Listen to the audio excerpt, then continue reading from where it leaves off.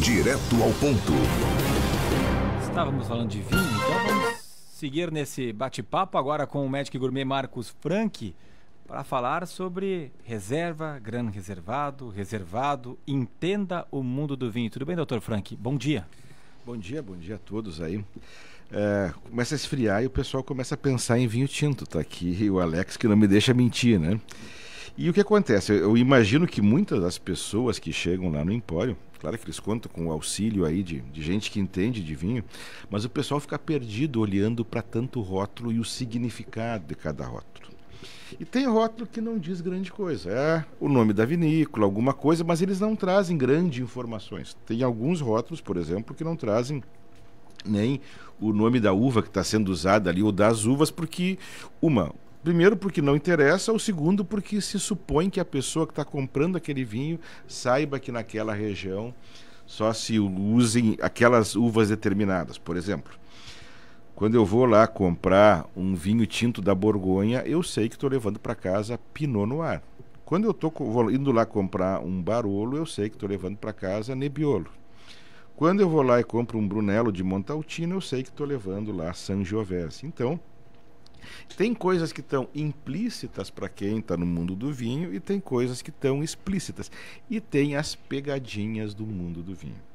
E uma das pegadinhas do mundo do vinho foi algo que os chilenos criaram, e agora eles estão desistindo porque tomaram uma pressão gigante da indústria mundial do vinho, porque eles criaram uma palavra reservado que ela induzia o cliente a uma confusão. Porque na Espanha, reserva e gran reserva significa um vinho que seguiu uma série de padrões para produzir o vinho, que passou um bom tempo dentro de uma barrica especial e que daí foi para a garrafa e teve que ficar um tempo na garrafa antes de ser vendido. Ou seja, é um vinho no qual foi feito um grande investimento. E o vinho reservado, ele simplesmente se aproveitava desse nome, fazia um nome parecido, e ele não tinha que seguir regra nenhuma. Então, o mundo do vinho tem essas regras aí que nos ajudam a entender melhor. Vamos dar uma olhada.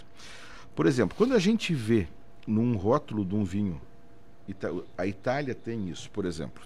A Itália tem isso em duas regiões, principalmente. Na região do Nebbiolo, onde fazem os Barolos. Se eu tiver lá um Barolo escrito ainda Riserva, significa que esse vinho passou 5 anos para poder ser colocado à venda. 3 anos dentro de uma barrica de carvalho e 2 anos na garrafa. E as pessoas perguntam, mas por que tem que ficar na garrafa? Por que eu não posso comprar logo depois que sai da barrica? Porque o vinho segue amadurecendo, mesmo dentro da garrafa.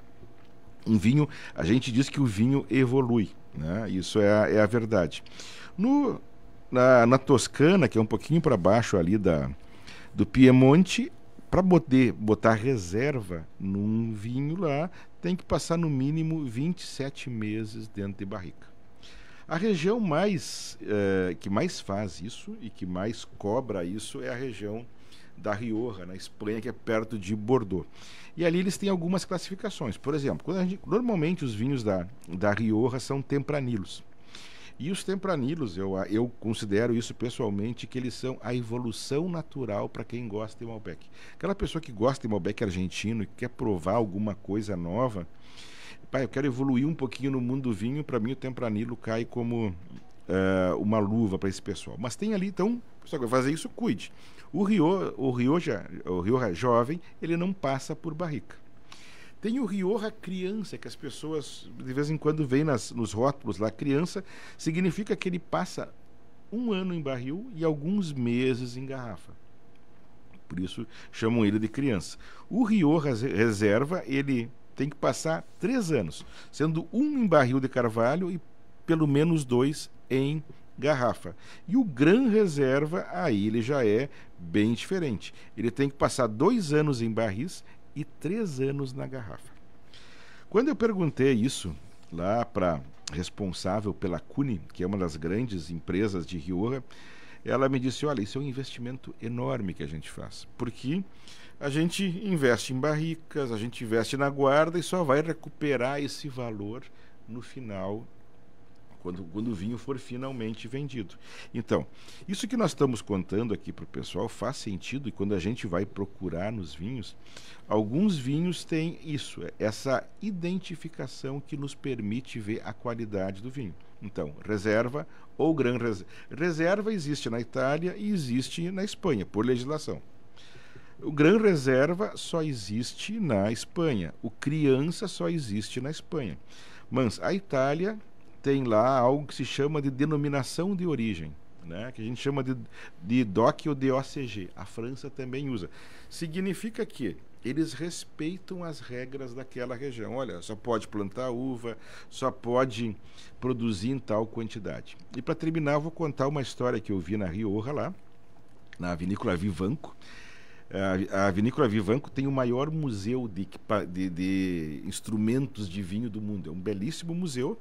E o filho do senhor lá, que é o proprietário, ele foi para a Espanha estudar, e quando ele voltou, eles estavam fazendo então restrição de quantidade de uvas por parreira, para melhorar a qualidade. Então o que acontecia?